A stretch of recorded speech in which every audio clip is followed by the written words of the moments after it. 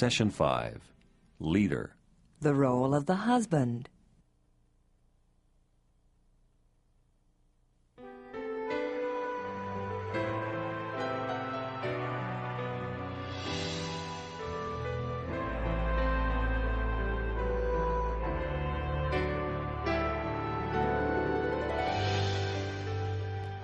What do you mean you can't take her this weekend?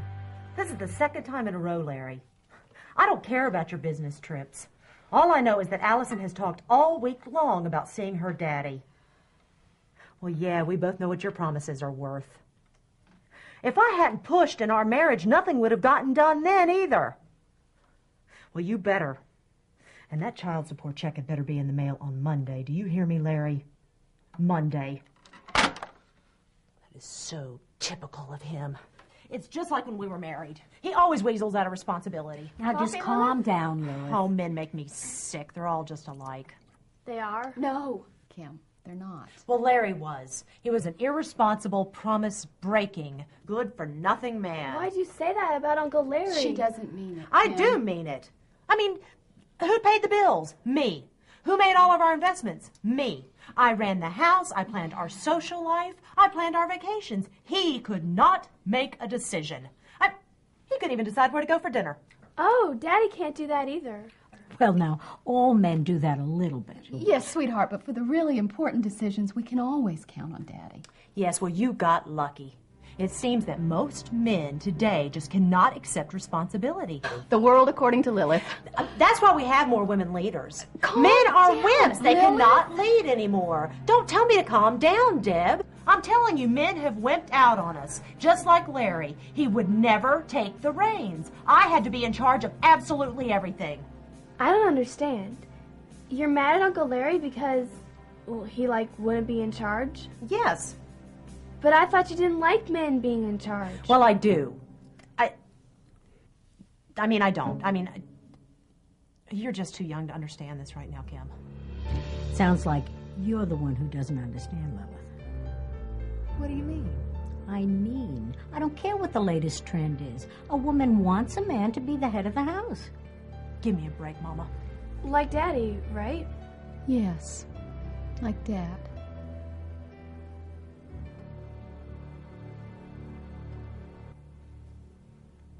Somebody said to me, why did you start out with the wife? Why didn't you start out with the husband? The answer is because in 1 Peter, in Ephesians, and in Colossians, the three major passages in the Bible, God started out with the wife first. It must be somehow related that if the wife plays her role properly, maybe that's more of a secret to the man playing his role than perhaps we'd ever care to appreciate. But let's leave marriage behind, let's leave the wife behind, and let's get on to the issue of the husband. What really seems to happen? Because when you watch a couple date and they are in love, it's obvious who's in charge. The young man's in charge. The woman sees her husband as the knight in shining armor who's out there slaying dragons, going to take care of any beast that possibly comes in his or her direction. And then reality sets in, and her husband, instead of having that great white chest,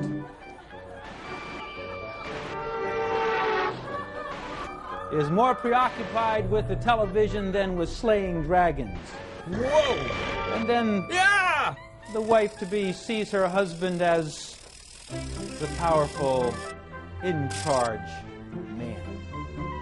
Who stands ready to tackle anything, to give a sense of direction, to have unlimited energy in the whole issue of leadership. Yeah! And then when reality hits and the man comes home from work,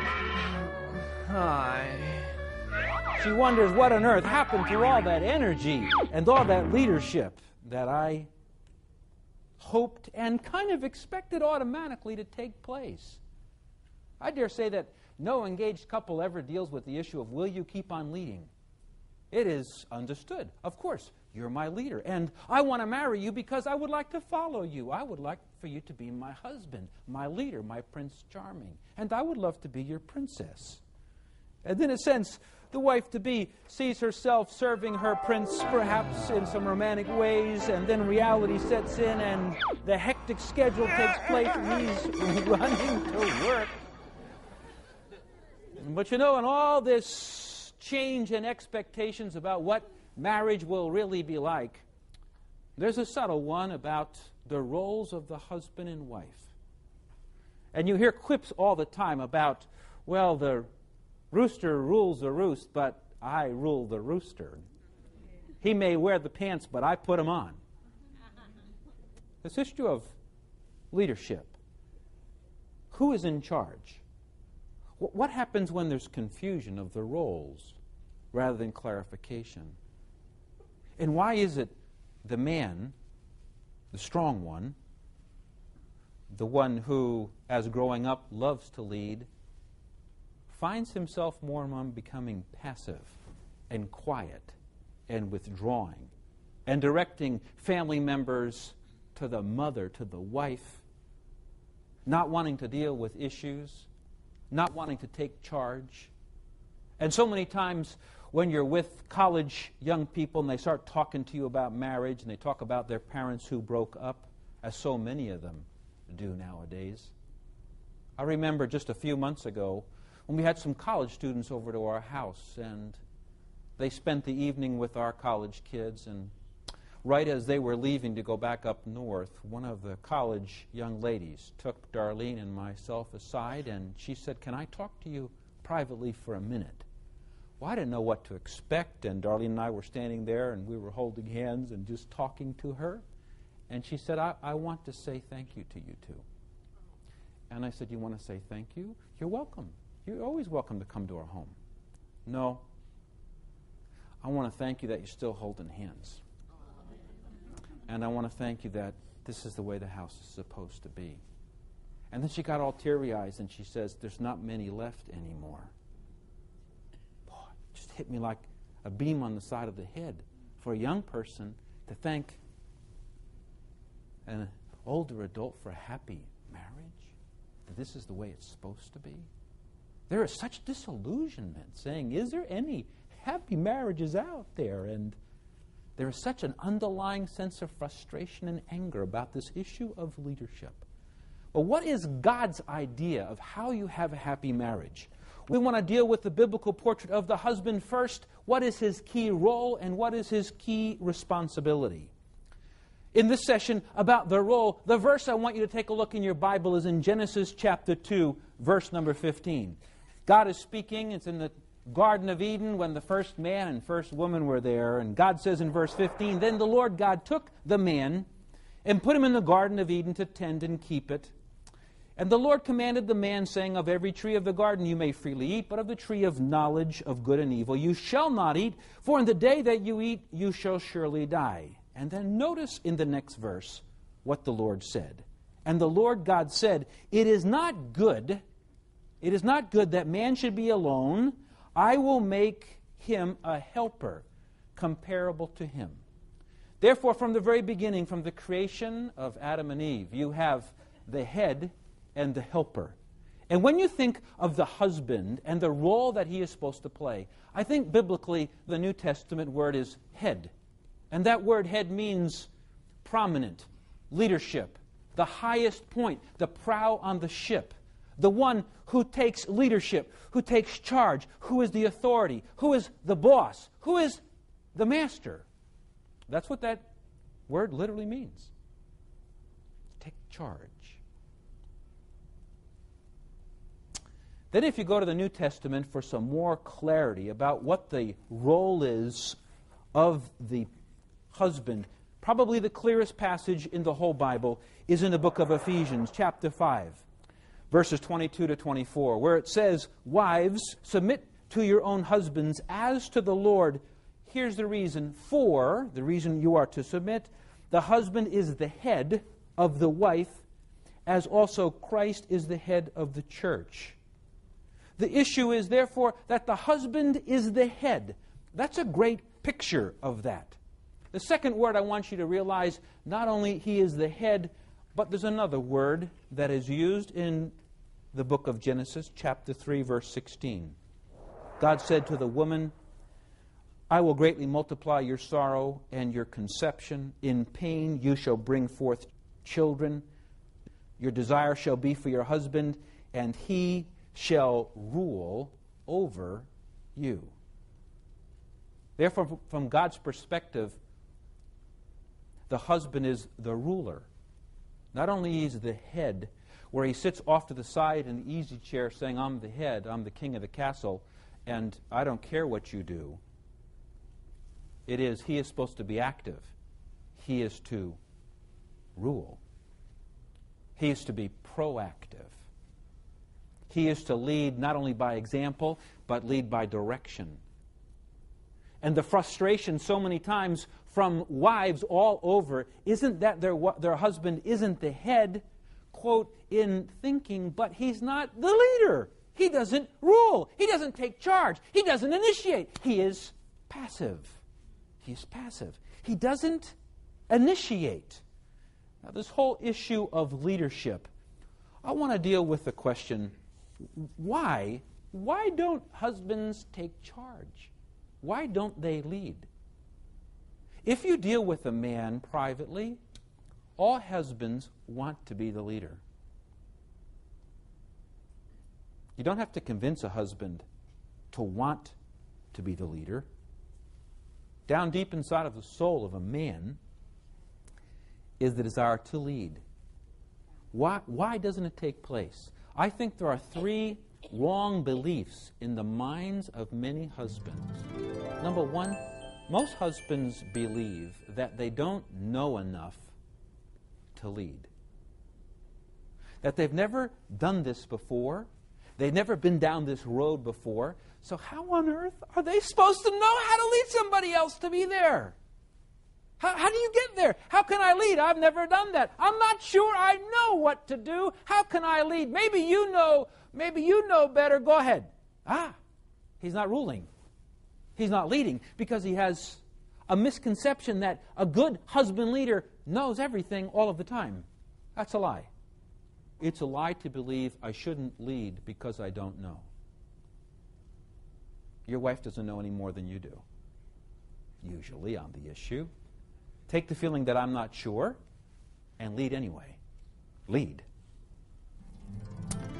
Second lie that takes place is I can't lead because I don't feel very confident to lead. I don't have that sense of assurance of striding forward, saying, come on with me. I don't have that confidence. In fact, I feel kind of insecure about this. Why? I'm not sure what to do. I've never been here before. I don't know if my wife would want to come with me. And I may experience a very wrong decision, and then I'll get the blame for it. And I think the best thing to do is not make up my mind. So I'll think about it. And we don't lead. We become passive. Really, that's fear, isn't it? Lack of confidence is another kind way of saying, I'm just flat out afraid to do this. What does the Bible say when I'm afraid? Does it say the way to get rid of your fear is to get rid of the things which give you fear? It says, take courage. Take courage and march right into the darkness. Yes! You mean you got to take something you don't have? Of course. That fearful circumstance as a man will always be there. It's always there for every leader. And in marriage, that lack of confidence, because of the unknown and because of the insecurity, you got to take courage and lead. That doesn't mean you don't have this sense of fear in your heart. You probably still do. Number 3, not only do you not know enough and you're not confident enough, but many, if not all, husbands feel I'm not successful enough. And they bring back into their thoughts about being a husband my job in the marketplace. And if I was only a president of a company, or if I only had a lot of money, or had a big title, or a big position, I'm just not successful enough. Who am I to know how to take charge in my home? As if being a husband leader is related to being a businessman.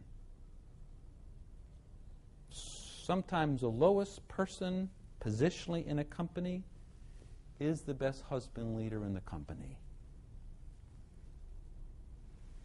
Therefore, take all those lies and set them aside. Will you ever know it all? No. Will you ever have all the confidence you wish? No. Will you ever have all the life experiences to make you absolutely sure you know what you're doing? No. So will you frequently have feelings, men, of saying, I'm insecure and I don't know? Yes. So what? What's new? So, that's the way it's going to be. Join the club. Now, those are the wrong beliefs. Here's a couple beliefs. Number one, you don't earn the right to be the leader in the home. No, you don't. God commanded you to be the leader. You don't earn the right to be the leader in the home. You are the leader. Not someday I might become a leader. You are the leader. The question is, are you leading? Or are you disobeying God and not leading? So it's an issue of ordination. It's an issue of God sovereignly appointing you leader. It's amazing to me. Here I am, a normal boy, growing up, adolescent, young man. Man, I may or may not be a very good leader at that moment. Most kids that age are terrible leaders because they're so selfish. Then all of a sudden, you say, I do. And the second I say, I do, I'm leader. Is that truth? Yes. It's the second you say to your spouse before God and man, I do take this woman to be my wife. God says, you, from this point until death, are the leader.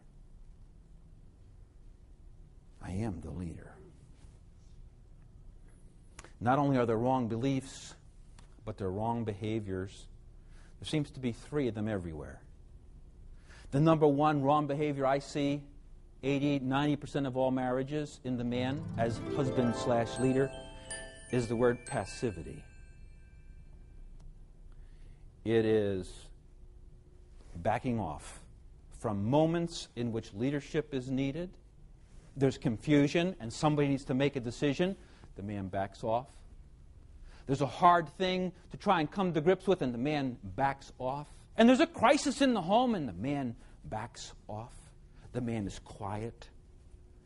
The man says, I'll think about it, and the whole time the decision has to be made, and anger and frustration takes place because he feels like I don't know enough, I'm not confident enough, and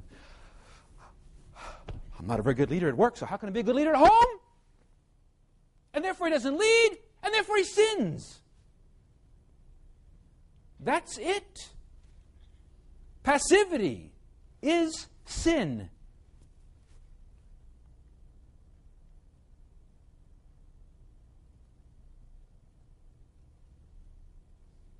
When I don't lead as the man of the house, if I don't rule as the man of the house, if I don't take charge as the man of the house, I'm living way outside the will of God. So the first thing is passivity. Passivity. I would say 80% of the men I'm talking to right now are passive. So stop. Grab the reins and hold on. Then there's those people who were passive a long time or who bring into it a great deal of unforgiveness and bitterness and anger and never have worked through some issues, and in time this anger stores up and they attack the person who they unconsciously blame as hindering them from being the man they want to be. She's not hindering him. He's sitting. And eventually there's verbal attacks and criticisms and harsh words. And then there's emotional abuse that moves past the verbal. And then at times there is a little bit of physical and a lot of physical abuse. Passivity, abuse. Happens more and more. Battered women, battered wives, battered husbands. Stored up rage. Instead of dealing with the issue of role correctly, and instead of loving his wife, he attacks. Third, passive, abusive. absent. This happens more and more with man just isn't around. I don't want to deal with this. I don't want to take charge. Stays at the office later and later and later and later, and goes out with the buddies more and more, plays golf, goes tennis, goes out drinking, whatever it is, until more and more and more. I don't want to handle this anymore. I don't want to be here. In fact, I not only will not be the leader, I am leading myself away from you. Well, then what is the leader then? What pictures come to your mind and what pictures come to my mind about leadership? Well, I don't know what comes to your mind, but what comes to my mind is a few pictures. Because when we take our role as men, as the head, as the ruler, ruling or leading sometimes means this. Sometimes over here, it means something totally different. And sometimes over here, it means great strength. Over here, it means great tenderness. Over here, it means a lot of discussion about it. Over here, it means no discussion. This is what we're going to do. It means all these different roles of leader takes different pictures, different facets. Here are the primary facets that as I've interviewed women in preparation for tonight, I've heard over and over and over and over again said, if your husband were to lead you, what would it mean to you? First of all, as leader, you are to be the protector to your maiden in distress. That you, as leader, are to help her feel secure and safe in the castle. That she doesn't go to bed worried or upset or fearful of you or anything that takes place. Why not? My husband's home now. My husband's home. It's okay. All of a sudden, the woman just when I go on trips and when I come home, I watch my wife. When I walk in the door, you just see it. You're home. Yes. I trust in you. You got the sword. You're my protector. You're my man. You're my leader. Protector. Not only is husband as leader mean you're the protector, but it also means you're the provider. You go out and get the moose for the family dinner. We call this the breadwinner. That is, that the wife doesn't have to worry about, will there be enough money for the food on the table? Will there be enough money for the rent payment or the house payment? Will there be enough money at the end of the month for what's there? You know what's taken place? Men have stopped becoming breadwinners. And women have let them. Gentlemen, you ought to live on your own salary. You are the provider. Does that mean, therefore, that you will have to live, perhaps, at a lesser lifestyle? Of course. What's so surprising about that? But the long-term destruction of a family, the husband who says, you need to work so we can buy another new car, says, I value my car more than the role that you have. You provide. And what you provide is enough.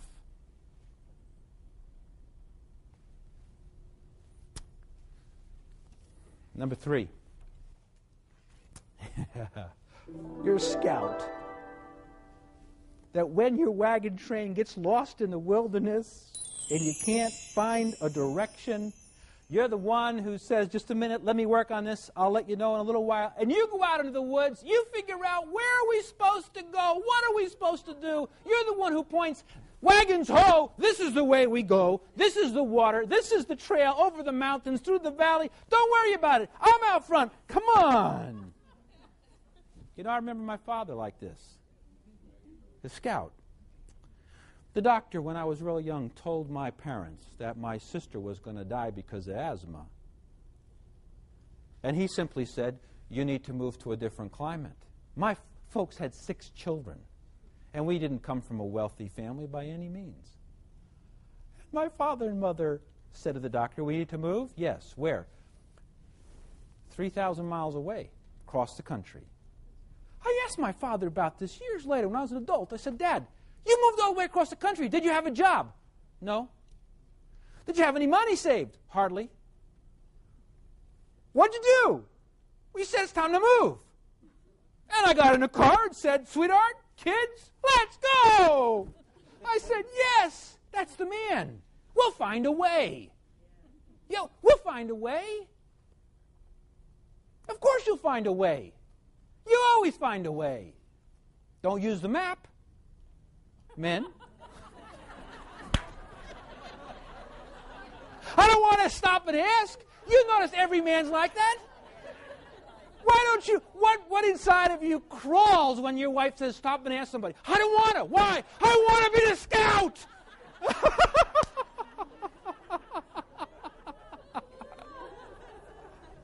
Oh, my. How many scouts are there in here? Yes. And ladies, how do you feel about it when your husband gets on his horse and says, let's go? Yeah. Now, sometimes there's a crisis and things are really falling apart. And there's mass confusion, and everybody in the family has a different answer to the question. Well, I've seen this in our own home. Every once in a while, it's time to be the general. To be the person who says, thank you, attention, we're going this way. This is what we're doing. Why? Because in a marriage, somebody has to make the final decision. Does that mean you should talk it together? Sure you should. But ultimately, what happens if you two disagree? You better make the decision. Either the decision is we're going to go my way, or my decision is we'll go your way. But that's the leader, isn't it? The leader isn't, I don't want to talk about it. You decide. No, that's not the leader. The leader makes the decision as to which of the two decisions he thinks is better at the time and how to keep peace in the house. So he deals with those two issues of the general.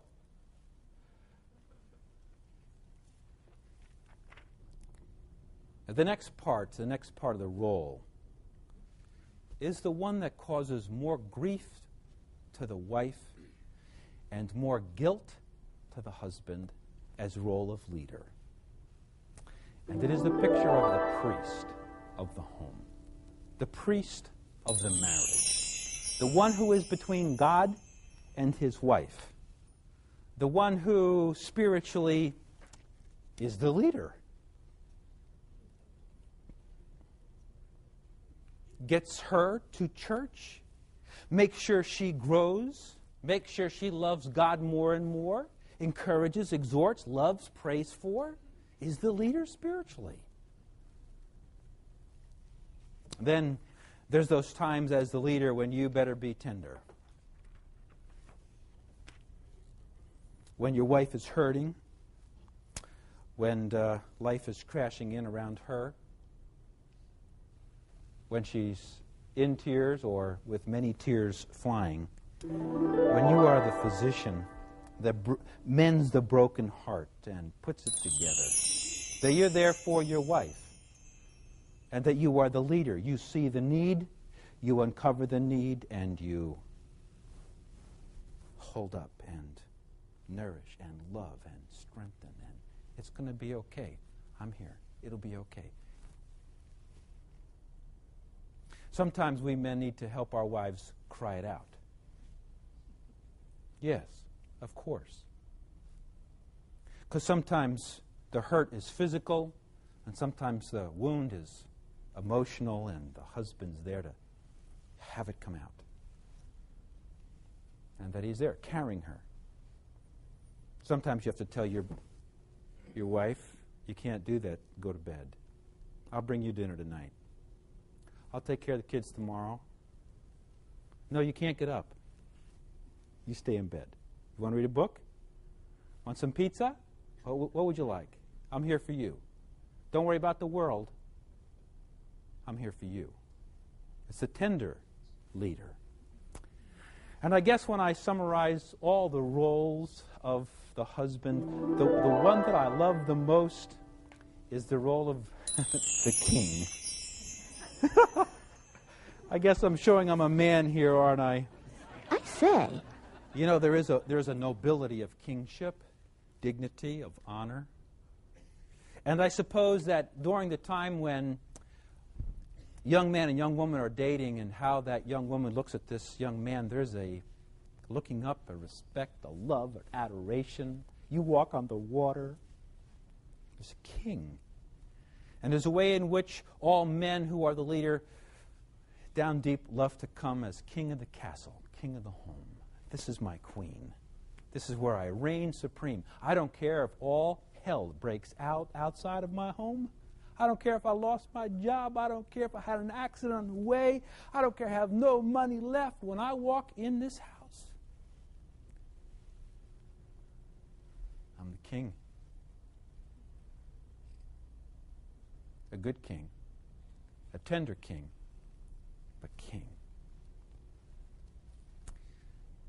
Before we close, I want to look at one more passage with you. Sometimes I think men are afraid of wanting to be leader. And I want to look at one big question. Is it right in the heart of a man to aspire to be the leader of the home? To want it like the world says today it's wrong to do that? We're equal partners? Well, you're equal, yes, but one is the leader and one is the follower.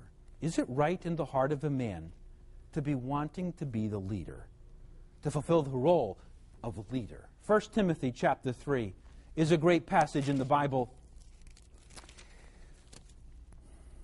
And it says in chapter 3, verse 1, "This is a faithful saying, if a man desires or wants the position of a bishop or an overseer, he desires a good work." Do you realize what the Apostle Paul is saying? If a man in the church wants to be a leader of the church, that desire to be the leader is a good thing. It's wonderful. Then I want you to link that to verse number 5, where he's describing what are the qualifications of a leader of the church. Verse number 4, it says, one who rules, look at that, notice the word, rules. Rules. Not partnerships, rules, leads, is in charge. One who rules his own house well, having his children in submission with all reverence. And then it says in verse 5, for if a man does not know how to rule his own house, how will he take care of the church of God? What's God trying to say? It's good to want to be a leader in the church, but if you can't lead at home and don't know how to take care of the people under your charge at home, you can never lead a church. Why? Because how you lead here is a preliminary preparation, I believe. Listen to me now. How a man leads in his home is, I believe, God's primary preparation to be a leader for God at the next level of leadership over more people and over more families. This issue of leadership. God says it's a good thing to want to be a leader. Jesus said some shocking things about this. Maybe you've never put it together. In the book of Matthew, he tells a story about him being the king, coming back the second time at the second coming when Christ comes back to rule and to reign, and gathers his servants together and asks them to account, what have you done with your life? What have you done with your... Tell me about it. And this man gives a record of what he's done and is faithful over what he's been given. And then God, Jesus Christ, compliments him, well done. Good and faithful servant. Now that's a verbal reward. What will Jesus use as a tangible reward for faithfulness on the earth? Listen to this. As you have been faithful in little,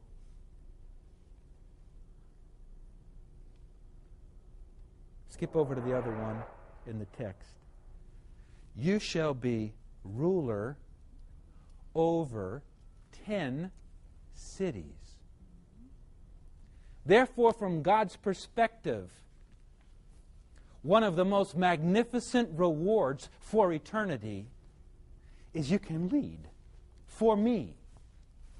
After I come the second time, there's a need for somebody to take charge over these 10 cities. And because you've been faithful here, you can be the leader here. From God's perspective, next to being close to Him, that may be the greatest reward in heaven.